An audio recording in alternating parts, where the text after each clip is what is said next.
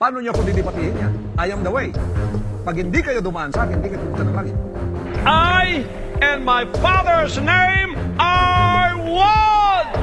I am now the owner of the earth. I am now the owner of the world. Pinatawag po ng Amerika ng financial sanctions ang founder ng Kingdom of Jesus Christ na si Pastor Apollo Kibuloy. Pinaimbisigahan sa Senado ang mga umano'y pang-aabusong nangyayari sa Kingdom of Jesus Christ si Pastor Apollo Kibuloy. Isinilbi na po ang arrest warrants laban kay Kingdom of Jesus Christ leader Pastor Apollo Kibuloy. Isang nakakagulat na prediksyon na naman ni Pastor Apollo si Kibuloy ang natupad at ito ay may kinalaman sa pagkamatay ni Joe Masison. Atin itong talakayin mga kaibigan. Sino nga ba si Pastor Apollo Kibuloy at ano talaga ang kanyang pinakalayunin? Mayroon ba talaga siyang kapangyarihan para makita ang hinaharap? Yan ang ating tutuklasin mga kaibigan sa content na ito at ating subaybayan at alamin kung bakit at paano nagtagpuo ang ilan sa mga naging pula nito dahil ngayong December 16, 2022 ay natupad ang isang prediksyon ni Pastor Apollo Kibuloy bago pa ito naganap at talaga namang yumanig sa social media. Halika at sabay-sabay natin itong talakayin mga kaibigan. Napanood ito sa SMNI sa isang segment ng Laban Kasama ang Bayan. Nagbigay ng isang pahayag si Pastor Kibuloy noong September 13, 2022 at ito ang prediksyon sa nalalapit ng kamatayan ni Joe Masison. Pero bago yan, atin munang talakayin mga kaibigan kung sino nga ba si Apollo Kibuloy. Si Pastor Apollo Kibuloy ay ang executive pastor ng Kingdom of Jesus Christ. Ang tunay niyang pangalan ay Apollo Carion Kibuloy na pinanganak noong April 25, 1950. Siya ay isang Pilipinong pastor at church leader sa Kingdom of Jesus Christ. Dati siyang membro ng United Pentecostal Church at itinatag niya ang Kingdom of Jesus Christ or KJC noong 1985. Kiniklaim niya na siya ang hinirang na anak ng Diyos at pati na rin daw siya ang nagmamay-ari sa buong universo. At alam niyo ba kung ano ang nakakamangha sa kanya? Well, sumikat siya dahil ang ilan sa mga kanyang naging prediksyon ay totoong natupad. Katulad na lamang ng hamon ni Vice Ganda na ipahinto ang palabas na ang probinsyano kung saan pinagtawanan pa nila ito sa isang segment. Noong November 5, 2019, ika pa dito, hinahamon kita Kibuloy, ipahinto mo ang probinsyano. Napahinto mo pala ang lindol napakayabang nyo pala Ito pa ang sabi ni Vice Ganda. At ito naman ang sinabi dito, the challenge is accepted. Ito ang idineklara ni Pastor Apollo Kibuloy sa live episode ng kanyang programang Spotlight sa Sunshine Media Network International or SMNI nitong Huwebes ng gabi, November 7, 2019 tungkol sa hamon ng It's Showtime host na si Vice Ganda na ipatigil nito ang pag-airit ng Ang Probinsyano at ang malalang traffic sa EDSA. Sa live episode ng It's Showtime noong November 5, pinasaringan ni Vice ang religious leader dahil sa sinabi nitong siya ang nagpatigil ng malalakas na lindol na sunod-sunod na yumanig sa Mindanao noong Oktubre. Sabi ni Vice, si Kibuloy lang pala ang magpapahinto na Ang Probinsyano. Abangan nyo yan. So ano Kibuloy, hinahamon kita. Ipahinto mo nga ang probinsyano. Napahinto mo pala ang lindol Napakayabang nyo pala. Ika pa ni Vice Ganda. At tulad ng mga sinabi ni Pastor Apollo Kibuloy, hindi lang ang palabas na Ang Probinsyano ang nawala sa telebisyon, kundi pati na rin ang buong channel. Ito ang video dito. Kailan mo ba gustong mapa-stop ang probinsyano? Baka sa 4 na buwan, hindi lang yung probinsyano may stop. Baka pati yung network mo, stop na yan. It's ABS-CBN Corporation now signing off. The broadcaster has been ordered to shut down. The ABS-CBN's license has expired. Wala na tayong trabaho, ano iingatan natin? Ano yung papakain sa pamilya ko? Kapag ang pamilya ko kinante, lalaban ako ng patayan sa'yo kahit patayin mo pa ako. Pero yung challenge mong yun, hindi lang ako nakarinig nun, kundi ang Diyos nakarinig nun. I have never seen you raise person from the dead. I declare, God, that you're the Son of God. Sige nga, punta kang gitna ng EDSA, stop rin traffic doon. Stop. Philippine President Rodrigo Duterte has declared a lockdown of the capital Metro Manila after raising the maximum alert level in response to the coronavirus. Isa pa dito ang naging prediksyon ni Kibuloy, ang mas malala raw na dilubyo kaysa sa COVID. Ito ang kanyang sabi, various variant of the COVID-19 is only an introduction. If you keep hurting, persecuting, and harming the appointed son in the kingdom, you will see much worse than the Omicron virus, he told his followers. You might see in the future people walking their flesh rotting away, but they're still alive. Flesh-eating bacteria that are immune to any vaccine will come and destroy the inhabitants of the earth. Ito pa ang banggit ni Pastor Apollo Kibuloy. Ngunit kung ating makikita mga kaibigan, nababanggit talaga sa Revelation ang patungkol sa isang salot na talaga namang kikitin sa mga hindi kumikilala sa ating Panginoong Hesus bilang isang Diyos. Ito ang unang salot na ang lahat ng mga tao na hindi tumanggap kay Kristo ay mababalutan ng lagim ng salot na nagpapasugat sa buong katawan ng isang tao.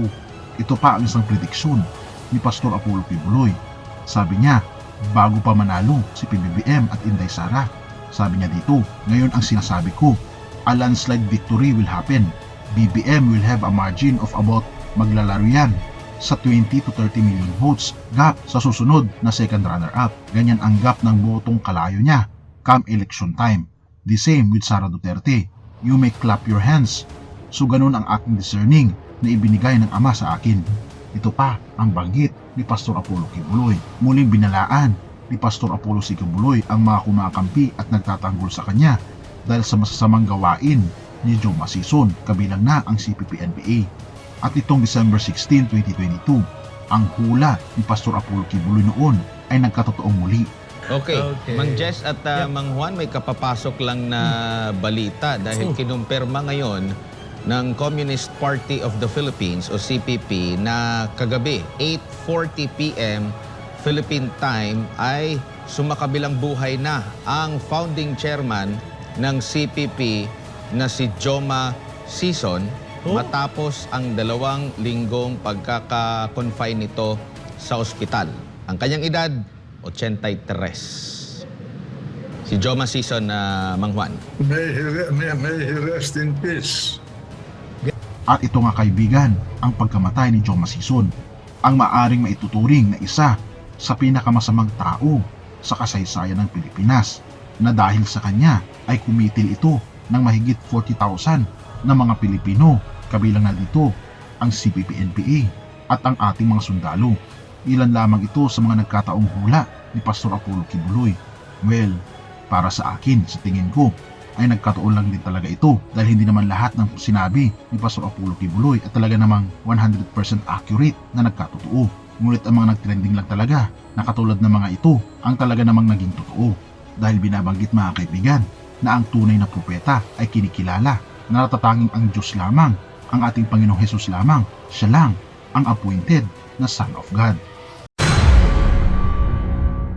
Apollo Kibuloy.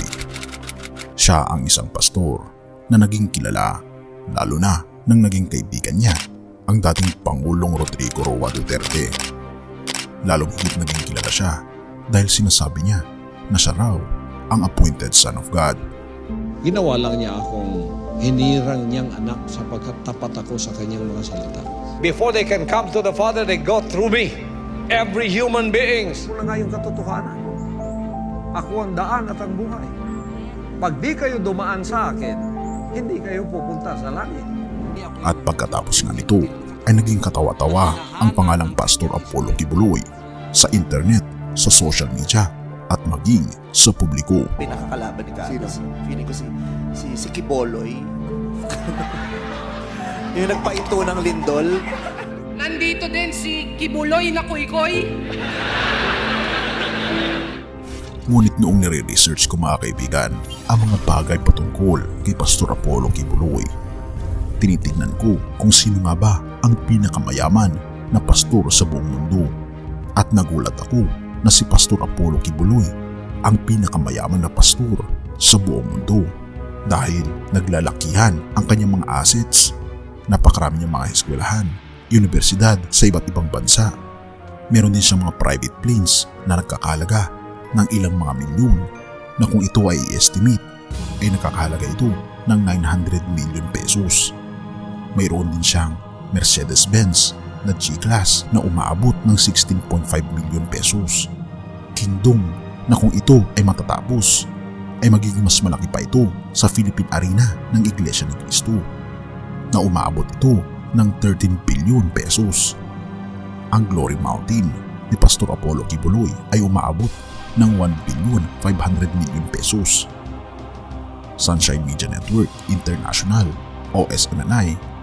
Isa itong television network na ang nagmamayari ay walang iba kundi si Pastor Apollo Kibuloy din na nagkakahalaga ng 1,500,000,000 pesos. Where in fact mga kaibigan, si Pastor Apollo Kibuloy ang nagpahiram ng eroplano sa dating Pangulong Duterte. Si Pastor Kibuloy ang nagpahiram po ng eroplano at helicopter kay Duterte noong panahon ng kampanya. At sabi pa ng isang network, si Pastor Apollo Kibuloy daw ay may estimated na net worth na nagkakahalaga ng $160 million na kung ito ay i-convert natin sa peso ay umaabot ito ng 8,687,760,000 pesos. Oo mga kaibigan, ganito kayaman si Pastor Apollo Kibuloy.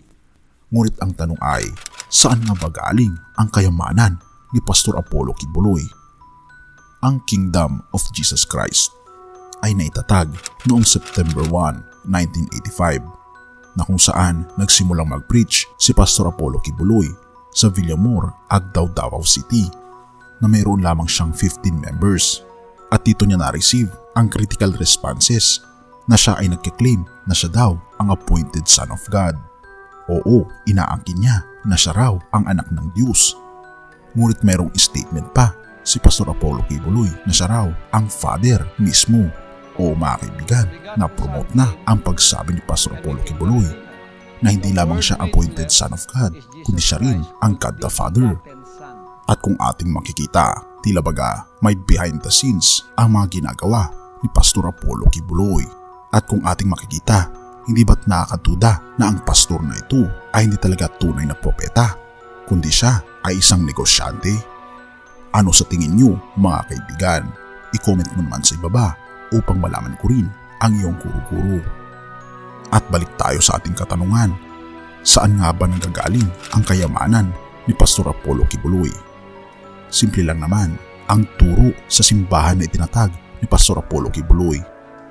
Sinasabi niya na siya ang appointed Son of God. Pagkatapos ay ang nag-o-obey sa kanya ay pagpapalain at magmamana ng langit na bayan. Ito pa ang mga statement ni Pastor Apollo Kibuloy sa kanyang mga sermon. Atin itong panoorin mga kaibigan. Pag di kayo dumaan sa akin, hindi kayo pupunta sa langit. At very critical dahil sinasabi niya na kung hindi dadaan sa kanya ay hindi makakapunta sa langit. Kaya naman nakakatakot, sino ba naman ang ayaw na mapunta sa langit at mapunta sa impyerno? Kaya napaka-crucial ng kanyang mga sinasabi. At sa lahat ng kanyang mga sermon ay makikita dito ang salitang obedience. Atin itong tingnan mga kaibigan. Are you perfect in obedience? O I will kill you if you will not obey me. At ang isa at pinaka-fundamental na aral at turo ni Pastor Apollo Kibuloy ay ang pagbibigay ng pananalapi. Ito pa ang mga statement ni Pastor Apollo Kibuloy. It is the tithes. Matigas ako sa pangangaral ng tithes. Hindi ka lang magbigay ng yung tithes, magnanakaw ka na. Pagkatapos magbigay ka ng tithes, huwag mo na baguhin yon because that is already God's will. Siya na ang nag-decide kung magkano ibibigay mo. Tithes, 10%. Oo mga kaibigan, napakahalaga naman talaga ng salitang tithe sa lahat ng mga simbahan dahil ito talaga ay biblical principle. Kaya lang, dito na pumapasok ang ibang turo ni Pastor Apollo Kibuloy dahil may mga kota na kailangan mong init upang sa ganun ay maging karapat-dapat ka sa kingdom ng ating Panginoong Diyos. At ito ay isiniwalat ng ilang mga dating kaanib ng Kingdom of Jesus Christ na ipinatayo ni Pastor Apollo Kibuloy. Atin silang panoorin mga kaibigan. I have given right away a financial quota, like just right away. When I get back, I just baptize and then they're giving me like 2,000 Singapore dollars. At dito nga, nabalita rin sa Rappler ang patungkol kay Pastor Apollo Kibuloy noong December 10, 2021. Root of all evil, Kibuloy Church demands for money, mar followers in death. Kung gusto mo talaga na mapabilang sa Kingdom of Jesus Christ na ikaw ay makakapunta sa langit na bayan, ay kailangan mong maging spiritual worker. Ito pa ang banggit ni Pastor Apollo Kibuloy Atin siyang pakinggan, mga kaibigan. Towards the end of the events, there's encouraging message that whoever want to join and become a full-time worker, it's going to be a great calling. This is the best calling of your life because you're going to be serving the best which is the Lord Jesus Christ. Mga manggagawa sa Espiritu. Yung manggagawa, yun ang tatanggap ng reward. Ang reward ay buhay na walang hanggan. Kaya huwag kayong manatiling new convert. Huwag kayong manatiling disciple. Huwag kayong manatiling member. Kailangan maging worker kayo in the Spirit. Pagka-worker in the Spirit na kayo, anak na kayong tunay ng Diyos na pwedeng pagkatiwalaan din. Hallelujah! Oo, ang pagiging spiritual worker ay magtatrabaho ka sa kingdom na itinatag ni Pastor Apollo Kibuloy. Magpapanggap ka na estudyante, magpapanggap ka na bulag, pipi o anumang kapansanan. Pagkatapos ay ikaw ay hihingi ng donasyon sa iba't ibang dako ng Pilipinas. Ang iba ay nagpapanggap na estudyante, mga kaibigan, na nakuhanan pa ng isang babae na dating kaanib ng Kingdom of Jesus Christ. Kinonpronta niya ang isang lalaki na nagtitinda ng mga produkto ng mga pagkain sa isang fast food restaurant. Atin itong panoorin, mga kaibigan. So I can tell you how we get a lot of money. Number one, pretend that you are a student. You are a student, you are self-supporting student, and you are doing this for your study, to continue your study. You don't have parents, you don't have family, and yet you are surviving as a student. So they will give you a big chunk of money because they feel terrible. Now, the other thing is we pretend that we were deaf and mute. So we try to do the sign language pretending that we were deaf and mute. Ayaw nga po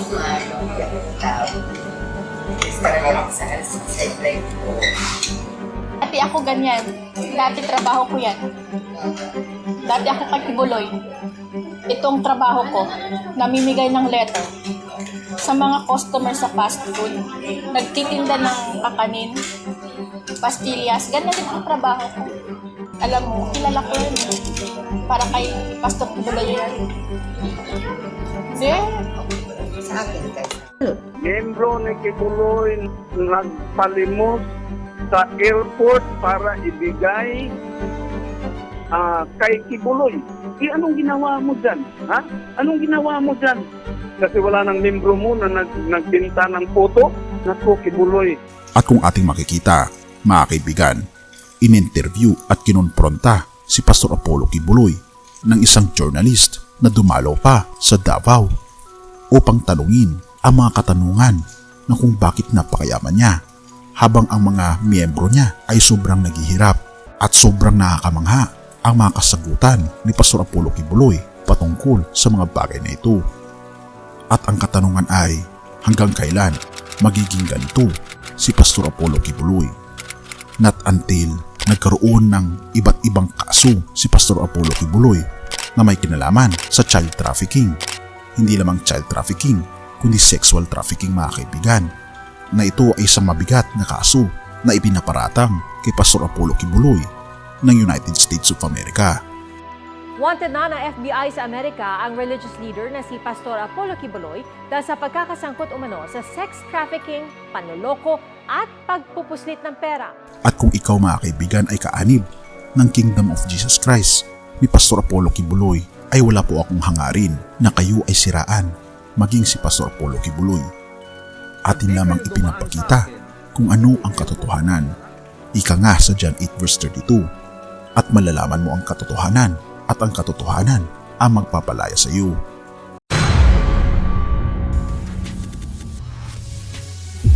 Sa video na ito, ihatid namin kayo sa loob ng marangyang mundo ni Apollo Kibuloy. Isang mundo ng mga milyonaryong mansyon, celebrity neighbors at mga sekreto na hindi mo pa naririnig. Matutuklasan natin ang mga ari-ariang nagkakahalaga ng daan-daang milyong piso na konektado kay Kibuloy at sa kanyang kontrobersyal na KOJC o Kingdom of Jesus Christ na relihiyon. in my life as the appointed son. Pag di kayo dumaan sa akin, hindi kayo pupunta sa langit. If you want to be saved, come through the Son. Bakit siya nasa most wanted ng FBI at paano niya nakuha ang kanyang kayamanan? I am now all over the world, my brothers and sisters. Matigas ako sa pangangaral ng tithe. God's will. Ano ang sikreto sa likod ng kanyang marangyang pamumuhay? Siya na ang nag-decide kung magkano ibibigay mo. Tithe, 10%. Follow the Father's will no matter what. Because I am the King of Peace. Huwag palalampasin ang bawat detalye mula sa California hanggang Canada at ang mga kagulat-gulat na kwento ng karangyaan at kontrobersya. Si Kibuloy ay may simpleng simula. Nagsimula bilang isang 19 taong gulang na Pentecostal convert noong huling bahagi ng 1960s. Ayon kay Reverend Mallory, na nagsabing siya ay nagmentor sa batang mangangaral bago pa niya sinimulan ang kanyang relihiyosong imperyo. Linangkin namin siya mula sa isang kubo. Siya at ang kanyang pamilya ay namamalimos para sa pagkain. Bulok ang kanyang mga ngipin at dinala namin siya sa isang dentista. Ito ang sabi ng matandang si Mallory. Habang nangangaral ay sinabi ito sa kanyang kongregasyon.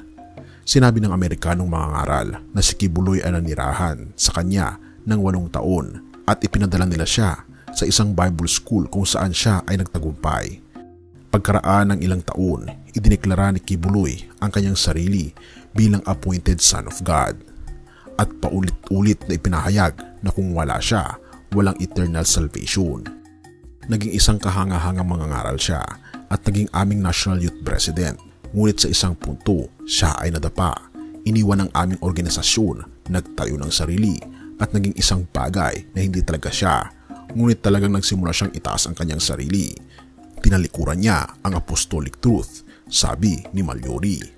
Si Kibuloy ay nagmula sa ultra-conservative Juanes Pentecostal movement na nagsimula noong unang bahagi ng ika-20 siglo, partikular sa US. Binibigyang diin nito ang isang monotheistic na pananaw ng Diyos na lumilihis sa karinawang doktrina ng Trinity. Ang mga Oneness Pentecostals ay naniniwala sa isang nag-iisang banal na nilalang na nagpapahayag ng sarili sa 3 anyo na taliwas sa Orthodox na konsepto ng Kristyanismo ng Trinity na binubuo ng 3 magkakaibang persona.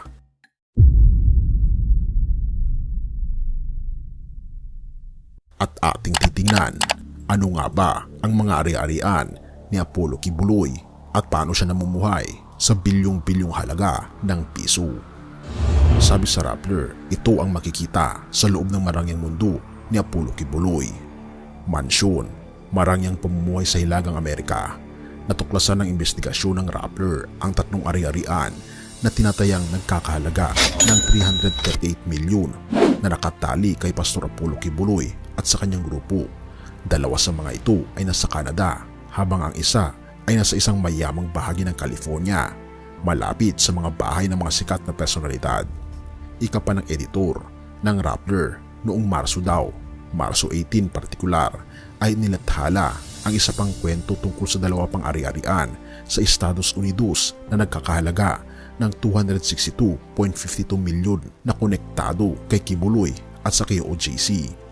Ang isa ay isang marangyang mansyon sa Las Vegas, habang ang ari-arian sa Hawaii ay naibenta sa isang grupo na may kaugnayan sa simbahan ilang buwan matapos ang pansamantalang pagkakakulong ng pastor noong 2018. Ang pinagdadaan ng mga ngaral ng wakas ng mundo na si Apollo Kibuloy at ang kanyang controversial na Kingdom of Jesus Christ o KOJC network ay konektado sa mga multimilyong pisong halaga ng bahay sa Hilagang Amerika.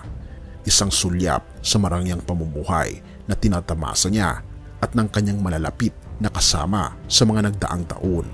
Natuklasan ng investigasyon ng Rappler ang 3 ari-arian na tinatayang nagkakahalaga ng $6.10 million o 338 milyon na nagmamay-ari ng mga individual na malapit kay Kibuloy at sa KOJC. 2 sa mga ito ay nasa Canada, habang ang isa ay nasa isang mayamang bahagi ng Los Angeles sa California, malapit sa mga bahay ng ilang sikat na personalidad. Ang mga detalye ay batay sa mga opisyal na dokumento na nakuha ng Rappler noong Marso 11, noong nakaraang mga ilang taon. pati na rin ang impormasyon mula sa mga mapagkakatiwalaang mapagkukunan ng KOJC operations. Ang mga pagtuklas na ito ay naganap matapos na itinalaga si dating Pangulong Rodrigo Duterte bilang tagapag-alaga raw ng mga ari-arian ng pagmamay-ari ng grupo na pinangungunahan ni Kibuloy. Bukod sa mga ari-arian sa Hilagang Amerika, mayroon ding ilang lupain sa Pilipinas, pati na rin isang air fleet. Si Kibuloy, ayon sa kanyang mentor na si Reverend Gordon Malyory ng United Pentecostal Church, mula sa pagiging pulubi, isang namamalimos, hanggang sa pagiging multi-bilyonaryo na may pamumuhay ng mga mayayaman at sikat. Ang pera ay wala sa kanya, sabi ni Malyory. Si Kibuloy ay nasa most wanted list ng US Federal Bureau of Investigation mula noong maagang bahagi ng 2022 dahil sa kasong sex trafficking ng mga bata at promotional money laundering, bukod sa iba pa. Ayon sa isang FBI poster, ang mga ngaral ay gusto rin para sa pagpapalit sa mga miyembro na maghingi ng donasyon para sa isang peking kawanggawa. Ang donasyon na aktwal na ginagamit para pondohan ang operasyon ng simbahan at ang marangyang pamumuhay ng mga lider nito. Isang komite ng Senado ang nag-cite sa kanya ng contempt at hinahangad ang kanyang pag-aresto upang siya ay magpapatotoo sa panel na nag-iimbestiga sa mga katulad na paratang ng pang-aabuso at pagsasamantala na ibinato ng kanyang mga dating tagasunod. Ito ang mga mansyon ni Kibuloy. Sa isang video na ipinost sa The Pentecostal of Cebu City Facebook page noong Enero 30, sinabi ni Malyory na si Kibuloy ay nagmamay-ari ng mga mansyon at estates sa buong mundo na kinukumpirma ang isa sa California. Ayon kay Malyory, inimbitahan siya at dinala sa mansyon sa California kasama ang kanyang asawa at nakita ang mga sasakyan ni Kibuloy sa garahe, kabilang ang isang brand new Bentley at isang Mercedes. Sinabi niya na binigyan din siya ng isang kahon na naglalaman ng mga salapi na higit pa sa kailangan ng kanyang pamilya sa loob ng 6 na buwan. May bahay dito si Justin Bieber sa kabila ng kalye. May bahay ang mga Kardashian sa ibaba ng kalye. Si Will Smith ay nakatira sa kanto, sabi ni Malyory, na naalala ang oras na siya ay inimbitahan sa mansyon ni Kibuloy. Ang mansyon ay nasa Simpson Place, isang tahimik na residential neighborhood sa Calabasas, California. Kilala ito sa mga upscale na tahanan, lunti ang tanawin at privacy na ibinibigay sa mga residente dito na may madaling access sa mga amenities at outdoor activities. Ang Calabasas na matatagpuan sa Los Angeles County ay kilala sa mga affluent neighborhoods at celebrity residents. Nakatago sa mga burol sa kanluran ng San Francisco Valley. Nag-aalok ito ng kombinasyon ng mga luxury homes, gated communities at mga scenic hiking trails. Ang lungsod ay mayroong mga upscale shopping centers din. Ang 6 na silid-tulugan na ari-arian sa Calabasas ay nagkakahalaga ng $2.573 million o 142.80 million pesos. Batay sa 2023 tax records na nakita ng Rappler News. Ang halaga ng lupa ay tinatayang nasa $1.19 million o 65.91 million pesos, habang ang mga pagpapabuti sa ari-arian ay tinatayang nagkakahalaga ng 1.39 million o 76.93 million pesos. Ang mga may-ari ay nagbayad ng kabuang $29,409.94 o 1.63 million pesos sa property taxes para sa fiscal year 2023 to 2024. At ito raw ay binenta sa kasamahan. Ang ari-arian ay tinayo noong 1993, ngunit unang binili ng KOJC noong 2011 sa halagang $2.1 million o nagkakahalaga ng 116.55 million pesos ayon sa impormasyon na nakuha ng Rappler. Mula noon, 4 na beses na itong nailipat ng pagmamay-ari sa 3 entidad, ang KOJC, si Helen Panilag at Gea Kabaktulan. Si Panilag at Kapaktulan ay kilalang mga kasamahan ni Kibuloy sa simbahan at kabilang sa mga naakusahan kasama ang mga ngaral ng isang federal grand jury sa isang distrito ng korte sa California noong huling bahagi ng 2021. Si Panilag ay kasama sa most wanted list ng US Federal Bureau of Investigation kasama si Kibuloy. Siya ay nakusahan ng FBI bilang isang dating administrator ng simbahan sa US na namahala sa pagkuha ng mga datos at pananalapi mula sa mga operasyon ng simbahan sa buong mundo.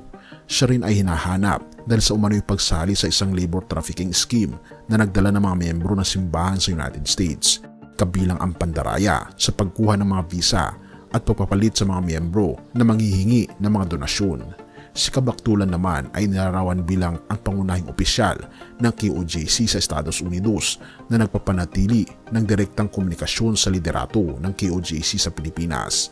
Siya ay inaresto noong Enero 2020 sa US para sa pandarayang pang-immigration. Isa pang miyembro ng KOJC na kasama sa FBI's Most Wanted list ay si Teresita Dandan. Siya ay nakarehistro bilang residente ng Ari-Arian sa Calabasas mula pa noong Mayo 2012. Ayon sa FBI, si Dandan ay nagsilbing international administrator at isa sa mga nangungunang tagapangasiwa ng simbahan at ng umano'y peking charity operations nito sa United States.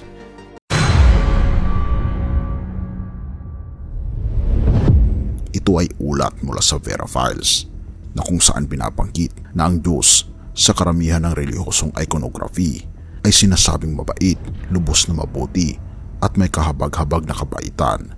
Gayunpaman, ang Diyos ay hindi maaaring maging masama, nagpapakita ng masamang intensyon at may masamang impluensya. At ito nga ang binabanggit ni Pastor Apollo Kibuloy na tinuguri ang itinakda raw na anak ng Diyos. Inihayag ni Senator Risa Hontiveros noong Lunes lamang na siya ay may hawak na ilang mga personal na testigo, kasama na ang isang isinagawang sinumpaang salaysay na nagrereklamo ng patuloy na kriminal na gawain ni Apollo Kibuloy kung ang mga pag-expose ni Senyor Aguila sa Senado tungkol sa kwalipikadong trafficking, pangkikidnap at seryosong illegal na pagkakakulong ay nagdulot ng matinding atensyon mula sa publiko dahil kay Hontiveros. Ang kay Kibuloy ay tunay na kamangha-mangha. Gaya ni Kibuloy, si Jerens Kilario o Senyor Aguila, 23 anyos mula sa Socorro, Surigao del Norte, ay nagmamay-ari ng mga pagpapahayag ng kanyang pagiging banal.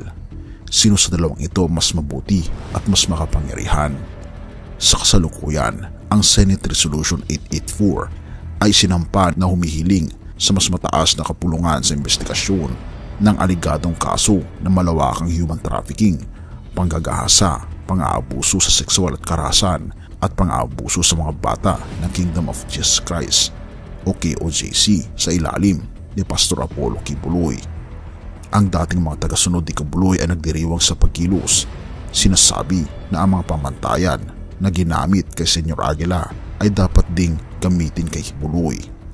Paano ito magiging totoo sa Senado at magiging kapanipaniwala, lalo na't may dalawang senador na kinikilalang may kaalyado ni Duterte, sina Senator De La Rosa at Senator Go, na inaasahan na ipagtatanggol daw si Kibuloy, ika pa sa Vera Files. Sa kaguluhan ng dalawang senador, nagbago ng politikal na hangin palayo daw sa Dutertismo. Nakakapagtaka na pati ang pampublikong ahensya na Philippine News Agency ay nag-uulat tungkol sa resolusyon ng Senado sa ilalim ng 6 na taong malapitang kaibigan kay Pastor Apollo Kibuloy at kay dating President Rodrigo Duterte, na sinasabi ng Vera Files na ito'y tiyak na imposible. Ayon sa pagsipi mula sa resolusyon, iniuukit ng PNA na si Kibuloy ay aangkinin umano ang mahigpit na pagsunod mula sa kanyang mga tagasunod sa pamagitan ng brainwashing daw, psychological manipulation at patuloy na banta ng walang hanggang parusa, tulad ng pagsusulat ng Vera Files kung saan mapapatunay na totoo ang pinakabagong kwento na naglarawan kay Kibuloy. Hindi ito nagmula sa isang mabait na nilalang. Ika pa nila na sa harap at gitna ng mga kwento ay ang sistematikong pang-aabuso sa sexual ng mga babae at bata sa ilalim ng lalaking tinatawag daw na pastor, na ayon din kay Senator Hontiveros. Isa sa mga salaysay ng testigo ay ang isang alias na si Jackson na kinuha kasama ang kanyang pamilya noong siya'y 15 taong gulang. Si Jackson ay pinag-utusan na mag-ikot sa kalsada na may solicitation letter na humihingi ng limos para sa kanyang pag-aaral. Kung maliit ang koleksyon ng araw na iyon, tatanggapin ni Jackson ang parusa. Depende sa kung gaano kaliit ang halaga. Maaring magtaglay ito ng 20, 50 o 100 na palo. Minsan sila ay binubugbog daw ng paddle tulad ng initiation ng fraternity. Isa sa mga minor de edad ay nagkwento kung paano siya ikinulong matapos manligaw ng isang babae. Siya'y binalaan na ang kanyang ulo ay babangga sa pader hanggang sa dumugo ito.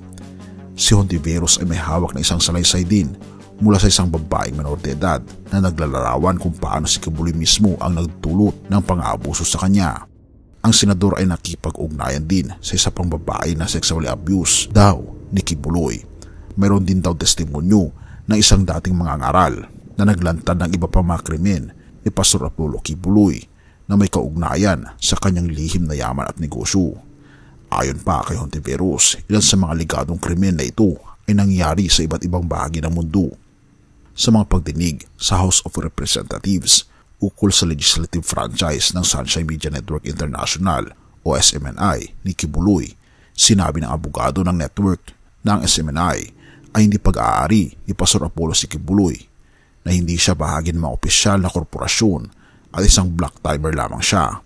Tinuturing namin siyang honorable chairman, ngunit hindi siya bahagi ng mga opisyal ng korporasyon, hindi kasama ang kanyang pangalan sa mga opisyal na papeles. Hindi siya stockholder ng SMNI o Suara Sag Media Corporation. Sabi ng abogado, sinabi rin niya na ang 53.46% ng mga share na pag-aari ng Executive Pastor of Kingdom of Jesus Christ, the name above every name incorporated, ay hindi tumutukoy kay Kibuloy kundi kay Marlon Acubo simula noong Disyembre 2022. Ngunit binanggit ng isang kongresista na inilabas ng Federal Bureau of Investigation o FBI ng US ang poster ni Kibuloy bilang isang most wanted fugitive noong Pebrero 2022, kung sa Disyembre 2022 ay pinaubaya na nga ang posisyon ng executive pastor kay Acubo. Maaring ituring na si Kibuloy ay nagtatago ng kanyang ari-arian upang maiwasan ang isang paggigipit ng korte sa hinaharap. Nagsalita rin ang abogado ng SMNI na ang 46.22% na mga share ng SMNI ay pag-aari ng Phoebus Capital Holdings Incorporated. Ito ay rehistrado sa Securities and Exchange Commission sa ilalim ng numero CS202000000257. Itong kumpanya ay nakabase sa Davao City. Kinilala si Phoebus bilang pinagpapahalagang kasosyo ng Jose Maria College na pag-aari rin ni Kibuloy. Kasama ang isa sa mga kumpanya ni Kibuloy, ang ACQ Solomonic Builders Development, na nagtagumpay sa pagkuha ng mga proyekto na pang-infrastruktura sa rehiyon ng Davao noong panahon ni Pangulong Duterte. Makikita ang listahan ng mga proyekto iyon dito. Ngunit sa pagdinig sa House, lumabas na ang Phoebus ay pagmamayari ng isang sulong profesional na kumpanya ni Pastor Apollo Kibuloy. Iniwan ng abogado ng SMNI ang kanyang bibig na nakabukas ng matuklasan ang katotohanan. Siyempre, alam niya kung sino ang may-ari ng Phoebus Capital. Ibig sabihin, tinatago ni Kibuloy ang kanyang 99.68% na absolutong pagmamay-ari ng SMNI. Tandaan din ang pangalan na Phoebus. Ito ang pangalan ng isang Olympian deity sa Grego at Romanong mitolohiya. Ito ang pangalan ng isang uri ng fungus. Si Captain Phoebus ang pangalan ng mayabang, di mapaniwala at babaero na kontrabida sa akda ni Victor Hugo na The Hunchback of Notre Dame. Si Phoebus na may dalawang mukha ay nagnanais ng isang gabi ng pagnanasa kay Esmeralda. Ginamit rin ang Phoebus bilang pangalan ng isang iligal na international na kartel na nagkontrol sa paggawa ng pagbebenta ng incandescent light bulbs mula 1925 hanggang 1939. Ang Phoebus ay isa ring pangalan para kay Apollo na binabanggit ng Vera Files. Si Kibuloy daw ay hindi nahiya na inuukit ang kanyang sarili. Pati ang logo ng SMNI ay ang silweta ng kanyang ulo na naglalabas ng mga sinag ng liwanag pataas. Ang imbentadong salitang sunshine ay nagtutukoy sa kanya bilang anak ng Diyos. Ngunit pagpapaalala, ang aligadong mga krimen sa kanya na ito sa US na nagdulot sa kanya na mapabilang sa pinakamatas na listahan ng FBI. At kung ating makikita, ito ba ang sinasabi na Divine Son of God? Ito ay conspiracy to engage in sex trafficking by force, fraud, and coercion, and sex trafficking of children, sex trafficking by force, fraud, and coercion, conspiracy, bulk cash smuggling. At kung ating mapapansin, ito ang sunod-sunod na nangyari kay Pastor Apollo Kibuloy. Ngunit ito ang mensahe ng ating Panginoong Diyos base sa banal na kasulatan. Ezekiel 7 verse 9. At ang aking mata ay hindi magpapatawad. Umahabag man ako, padadating ko sa iyo ang ayon sa iyong mga lakad, at ang iyong mga kasuklam-suklam ay dadanasin mo. At inyong malalaman na ako ang Panginoon na nananakit. Mga kaibigan, tunay nga na ang ating Panginoong Diyos ay nagpaparusa sa mga makasalanan. Ngunit ito ang good news. Kahit sino man ang makasalanan ay pwedeng bumalik sa ating Panginoong Diyos, talikuran ang kasalanan at harapin ang kaligtasan ng ating Panginoong Diyos. Hindi pa huli ang lahat, kaibigan. Tayo ay lumapit sa ating Panginoong Diyos dahil sobra kanyang minamahal. Purihin ang ating Panginoong Diyos at salamat, kaibigan, sa iyong panonood. Jeremias 31 verse 3. Ang Panginoon ay napakita ng una sa akin na nagsasabi, oo, inibig kita ng walang hanggang pag-ibig, kaya't ako'y lumapit sa iyo na may kagandahang loob. Tayo'y manalangin. Ama naming banal, mga Panginoon naming Diyos, tunay nga po, Panginoon, na ang mga taong nagkakasala ay patuloy na lumalayo sa iyong piling. At dahil dito, ang kasalanan ay nagkakaroon ng matinding consequence sa mga taong gumagawa nito. Kaya nga naman, Panginoon, tulungan kami na makita ang kaligtasan, talikuran ang aming mga kasalanan at harapin ang aming Panginoon Jesucristo. Dahil naniniwala po kami, Panginoon, sa inyong pangako na kayo po ay mabuti sa mga taong tumatalikod sa kanilang mga kasalanan. At kahit na kami makasalanan, kami po'y lubos na iniibig po ninyo. At salamat, Panginoon, na kayo po'y lumapit na may kagandahang loob sa pamagitan ng aming Panginoon Jesucristo na nabayubay sa krus upang kami ay maligtas. Salamat, o aming Panginoong Diyos, sa inyo pong pagmamahal sa bawat isa, at tulungan kami na manampalataya hanggang sa huli at magkaroon ng mas malalim na relasyon sa aming Panginoong Jesucristo mula ngayon at magpakailanman. Patawarin po kami ang aming pagkukulang at pagkakasala at tanggapin niyo po kami, Panginoong Diyos. Salamat sa pagdinig ng aming mga panalangin sa pangalan ng aming Panginoon Jesucristo. Amen.